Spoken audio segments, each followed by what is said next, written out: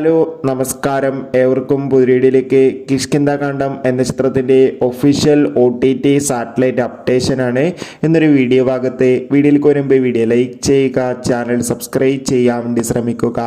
ആസിഫ് അലി, അപർണ, വിജയരാഘവൻ, ജഗദീഷ്, അശോകൻ എന്നൊക്കെ പ്രധാന കഥാപാത്രങ്ങളായ ചിത്രമായിരുന്നു കിഷ്കിന്ധാകാന്ഡം.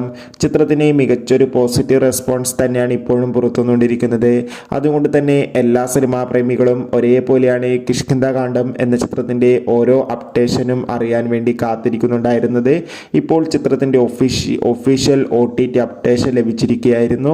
കിഷ്കിന്ധാകാന്ഡം എന്ന ചിത്രത്തിൻ്റെ OTT അവകാശങ്ങളൊക്കെ ഇപ്പോൾ ഡിസ്നി പ്ലസ് ഹോട്ട്സ്റ്റാർ എന്ന OTT പ്ലാറ്റ്ഫോമാണ് സ്വന്തമാക്കിയിട്ടുള്ളത്. സാറ്റലൈറ്റ് അവകാശങ്ങൾ ഏഷ്യാനെറ്റുമാണ് സ്വന്തമാക്കിയിട്ടുള്ളത്.